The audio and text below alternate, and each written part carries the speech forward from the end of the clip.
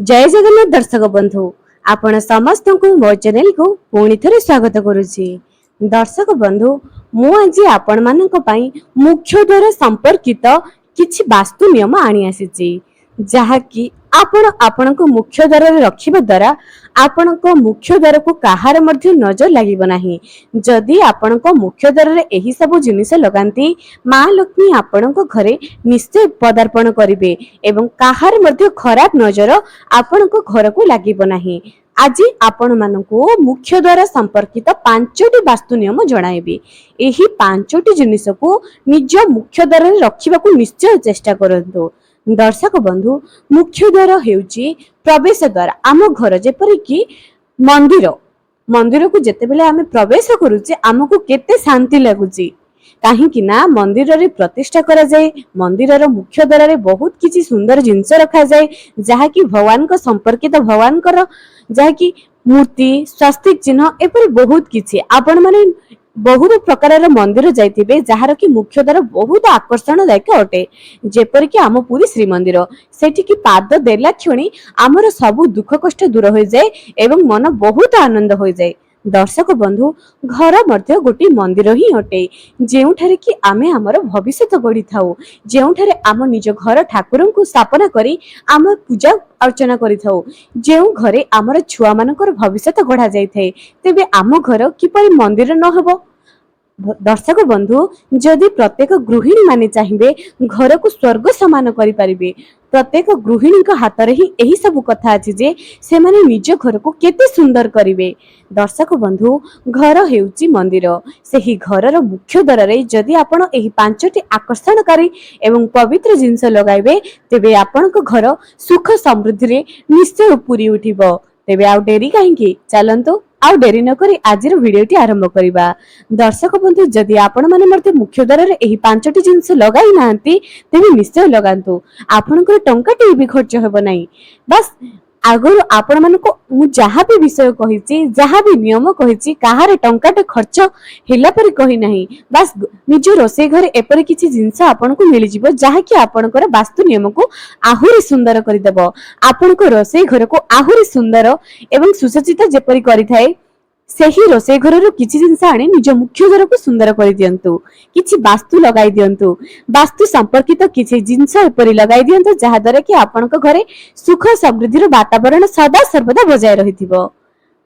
तागुरु दर्शक मान को अनुरोध जे वीडियो को निहाती शेष पर्यंत देखंतु जे माने मो चैनल नुआ आसुचंती सब्सक्राइब करी पाखरे थिबा बेल आइकन को क्लिक कर दियंतु एवं एही वीडियो बहु मात्रा रे शेयर करंतु जा द्वारा अन्य माने मध्य आहार लाभ उठाई परिबे। दर्शक बंधु प्रथमे आमे देखिबा शंख चक्र तिलक जहा कि आपण स्क्रीन रे देखि पारुथिबे। जेउ घरर वास्तु किछि गड़बड़ थाए जेउ घरे सदा सर्वदा कଳି झगड़ा लागि रहि थाए जेउ घरर सदस्य मानकर उन्नति हो नाही से पाठ पढ़ा हो किंबा चाकरी क्षेत्र हो तेबे एही शंख चक्र एवं तिलक को निज घरर मुख्य द्वार रे लगाइबे। एबे किपरि लगाइबे एही शंख चक्र एवं तिलक को आपण पूर्णिमा दिन निज घरे पूजा करेबे। जे कोनोसी पूर्णिमा हेउना काहेकि किंतु सबुठारो श्रेष्ठ अटे मार्गशीर पूर्णिमा। जदि मार्गशीर पूर्णिमा दिन एहा को आपण आपनको घरे लगाइबे ताले बहुत शुभ अटे नहले भी आपण जे कोनोसी पूर्णिमा दिन एमिति आगो को आषाढ़ पूर्णिमा मध्ये आसीबो एही पूर्णिमा दिन आपण पूर्वरु ही एही जिंस को निज घर को आनि दियंतु तंबा हो पितल हो किंबा निजे आपण चित्र मध्ये अंकन करि परिबे। जदि आपण चित्र अंकन करूचंती पूजा करिवा पई दरकार नै जदि आपण कोनोसी धातुर शंख चक्र तिलक आनुचंती निज ठाकुर घरे एहा को धूप दीप देई पंचामृत रे स्नान करी निजर भाव रे भगवान को जणांतो कि आज मु एहा को निज घरे लगाउची मो घरर वास्तु दोष दूर करी सकल मंगल करंतु सकल सुख प्रदान करंतु। बस एतिकी कही पूर्णिमा दिन सकाळ समय रे किंबा संध्या समय रे एहा को निज घरे लगाई दियंतु निज घरर मुख्य द्वार रे एहा टांगी दियंतु। मने रखंतु जदि आपण चित्र अंकन करिवे कोनोसी पूजा करिबा दरकार नै आपण अंकन करि परिबे।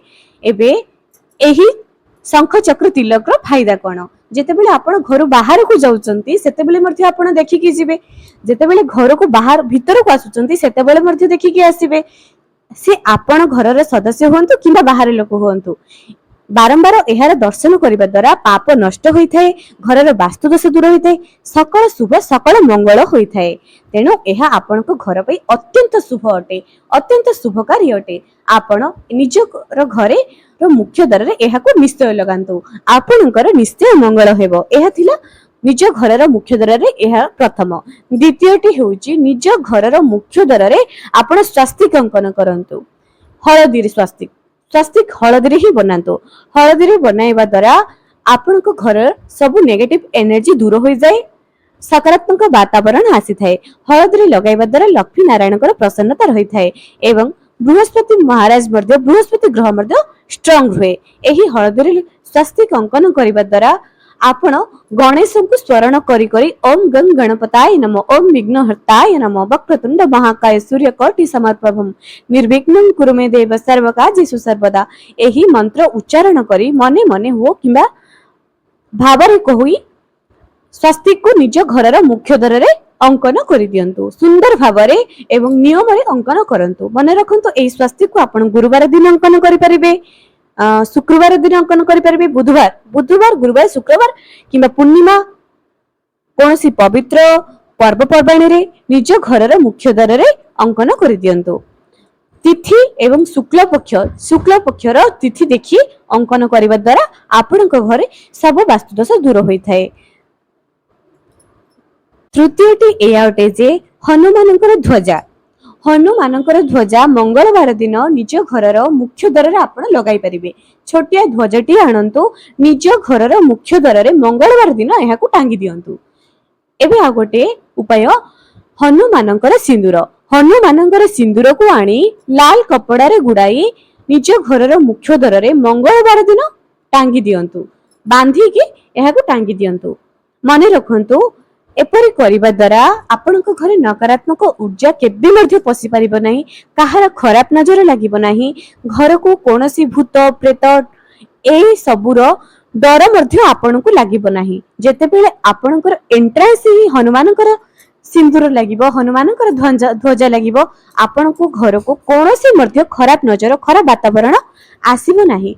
चेष्टा करंतु आपनक घरर मुख्य द्वार हनुमानकर ध्वजा एवं हनुमानकर सिंदूर को टांगिबा पई, जा द्वारा कि जदि आपनक घरे कोनोसी भूत प्रेतर डर लागि रहउची, जदि आपनक डरुचंती, छुआ माने राति रे डरुचंती, तेबे एही उपाय आपण माने निश्चय करंतु। एहा त थिला तृतीय उपाय। एबे चतुर्थ उपायटी एया अटे जे निज घरर मुख्य द्वार एमिति कोनोसी जिंस लगांतु जा द्वारा कि खराब नजर लागिबो नै, जहा कि आपण माने स्क्रीन रे देखि पारुथिबे। एहा को आपण माने ऑनलाइन ऑर्डर मध्ये करि परिबे। निज घरर मुख्य द्वार दुई पटे एहा को टांगंतु। एवं आ गोटे जिंस घंटी, घंटी रे तोरण। घंटी रे तोरण एथि पई टांगिबा पई मुख्य द्वार रे कुहा जाय जे मुख्य द्वार रे घंटी रे तोरण टांगिबा द्वारा जेतेबेले पवन आसीबो सेही घंटी बाजिबो। घंटी बाजिबा द्वारा घरे नकारात्मक शक्ति केबे मध्ये रहिबो नाही, एहा सबु बेले शुभ ही होई थाए। चेष्टा करंतु निज घरर मुख्य द्वार रे घंटी रे तोरण टांगिबा पई। आपण एहा को मध्ये ऑनलाइन रे मगाई परिबे। दर्शक बंधु एबे शेष उपाय एया उठे जे निज घरर मुख्य द्वार डाहाण पटे धळा अरख गछ एवं तुलसी गछ, जहा कि आपनक घरर वातावरण को शुद्ध करि परिबो। निज घरर मुख्य द्वार ठीक डाहाण पटे धड़ा अरख गछ तुलसी गछ निश्चय लगांतु। सब बेले दर्शन करिबा द्वारा घर बाहर को जिबा बेले घर को आसीबा बेले दर्शन करिबा द्वारा आपनकर शुभ होइଥାଏ एवं घर वास्तु दोष मध्ये दूर होइଥାଏ। दर्शक बंधु चेष्टा करंतु जे धड़ा अरख गछ को आपनक घरे निश्चय लगाइबे। घर वास्तु दोष दूर करिबा सह धन संपद सुख समृद्धि रे आपनक घर पूरी उठिबो। जहाँ भी उपाय आपण करंतु ना कहीं सदा सर्वदा शुक्ल पक्ष रे ही करांतु, यह अत्यंत शुभ अटे।